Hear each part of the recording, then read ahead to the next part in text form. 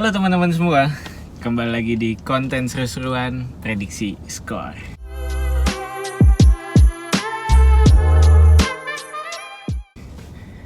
Oke, kali ini kita baru bikin konten lagi tentang seru-seruan kita nebakin skor yang belum tahu tembus apa enggak. Bung Robi, waduh, apa kabar? Gue terakhir kali ngonten malu bajunya ini lagi. Emang iya? Iya. Ini nggak pernah ganti baju soalnya. Iya. Kalau depan kamera kagak ganti baju. Continuity.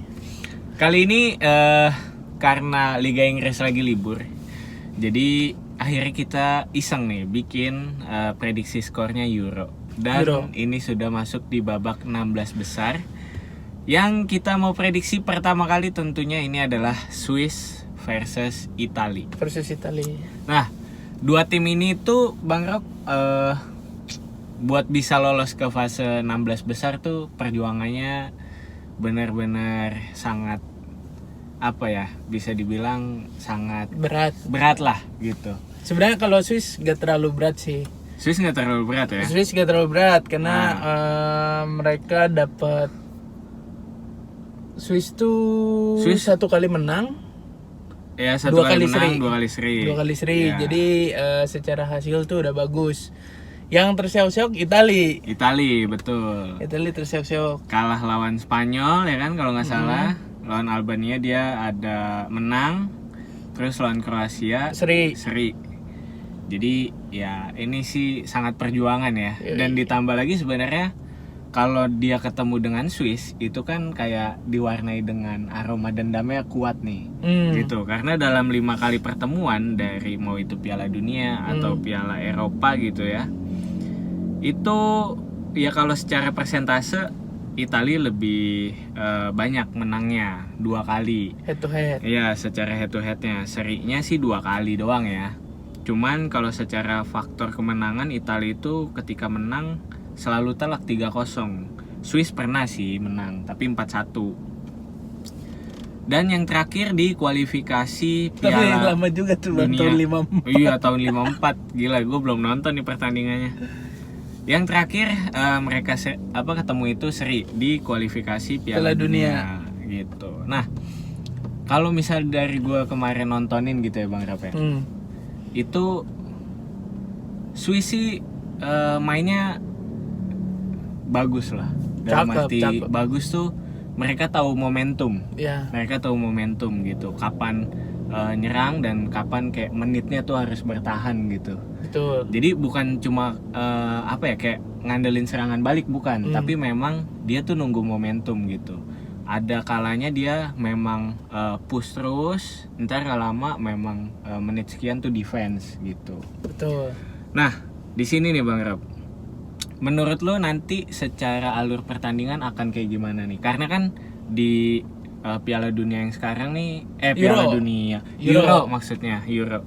Ini banyak banget pemain muda yang dipanggil untuk membela timnasnya nih gitu. Betul.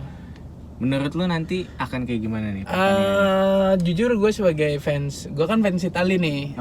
Gue fans Italia, tapi gue jujur nggak terlalu yakin dengan Italia yang sekarang. Beda kayak waktu Italia terakhir Euro kan 2021 dia juara lah gitu ya. Betul. Italia ini memang kalau menurut gua kuncinya itu memang dari segi muka-muka barunya. Ya. Gitu. Jadi ada beberapa pemain yang fresh sama kalau gua ngelihatnya sebenarnya banyak yang bisa ngasih perubahan gitu.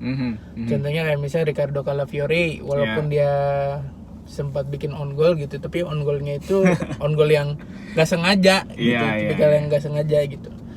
Itu pemain muda juga kan? Masih muda, Riccardo Calafiori, pemain Bolonya. Nah, gue bisa ngeliat kalau dari Italia sih Calafiori seharusnya masih tetap main karena solid juga sebenarnya dia. Kalau gue sendiri sebenarnya nggak terlalu yakin sama Bastoni, tapi gue yakin Bastoni pasti akan tetap dimainin karena ya back terbaiknya itu. Iyalah, gila itu di PS aja gila. Gue beli terus. Gue pindah tim nih, gue ngelatih pindah tim gitu. Gue beli terus tuh Bastoni. Gede badannya, gede. Iya, terus Federico Di Marco ya. Di Marco tuh juga bagus banget tuh. Tuh kemana-mana gue beli tuh pasti. Nah, cuma kalau gue lihat sebenarnya pemain Italia yang agak kurang dan seharusnya bisa diubah mainnya itu sebenarnya Giovanni Di Lorenzo. Di Lorenzo tuh waktu lawan Spanyol ancur-ancuran banget. Iya. Gitu, gue kira begitu kemarin lawan Kroasia dia akan diganti, ternyata enggak. Tapi Spalletti ganti formasi. Ya. Yang sebelumnya Spalletti mainnya secara gamblang tuh 4-2-3-1 gitu.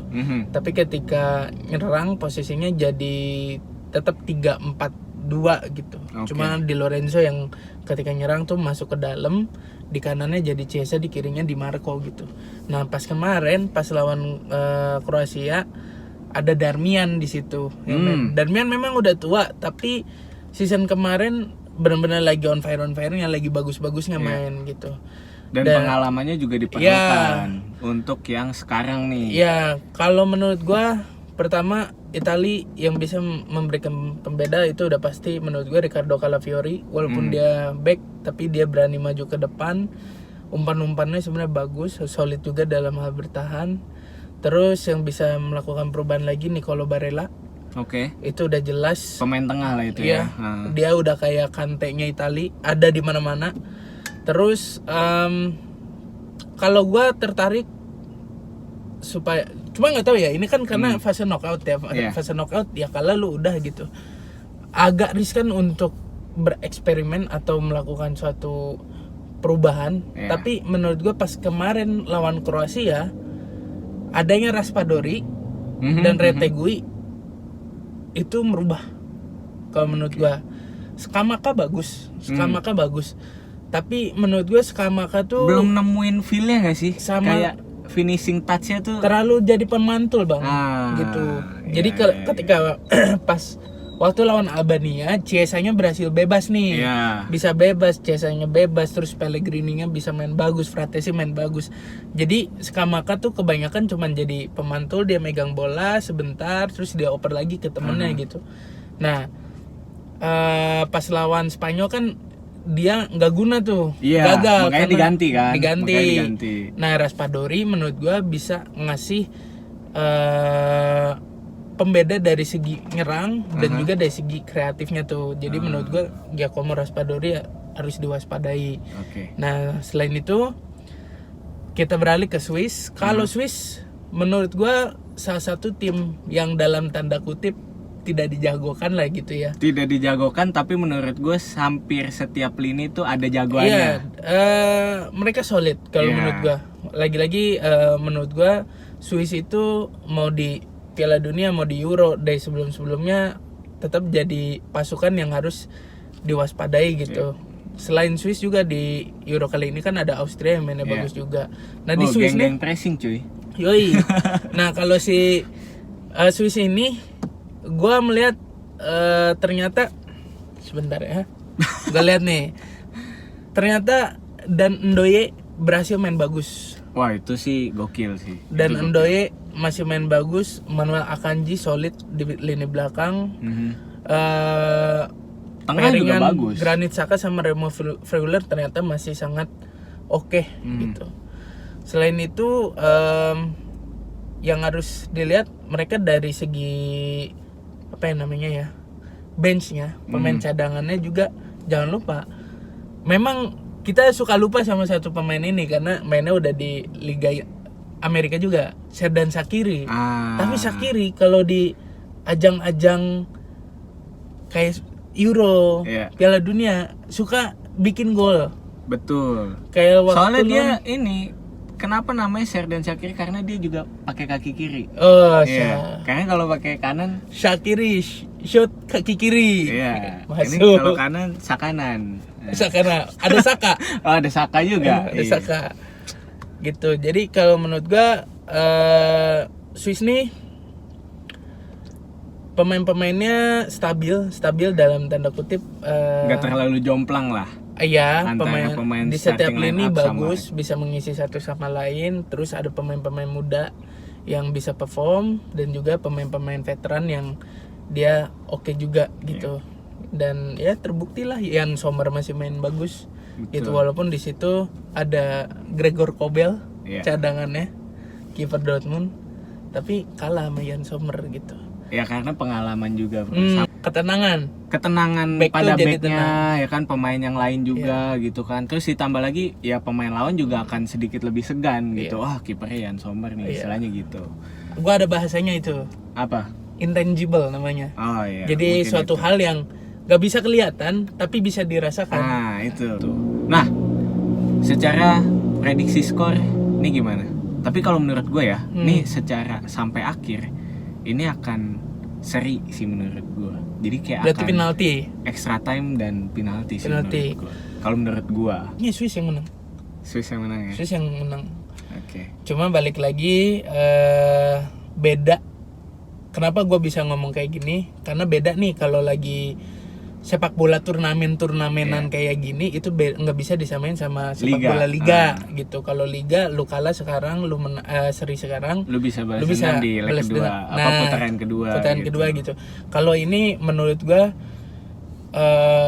siapa yang lebih ngotot, siapa yang lebih mau menang, siapa yang mati-matian gitu. Dan kayaknya sih kalau gua mengesampingkan hal itu, secara di atas kertas, secara permainan sepertinya Swiss akan menang dan menurut gue tipis. Mungkin 1-0 atau 2-1. Ya, oke. Gue sih setuju. Tapi kayaknya akan lebih seru ketika extra time. Tapi kita lihat aja. Lama bang, yang nontonnya capek. Nggak apa-apa, kan emang harus lama. Kita lihat aja ya. Besoknya nggak sip. Nggak. Kita lihat aja di tanggal 29. Jadi jangan lupa untuk menyaksikan Euro. Jam 11 mainnya. Ya. Swiss lawan Italia. Oke. Kayak gitu aja. See you guys.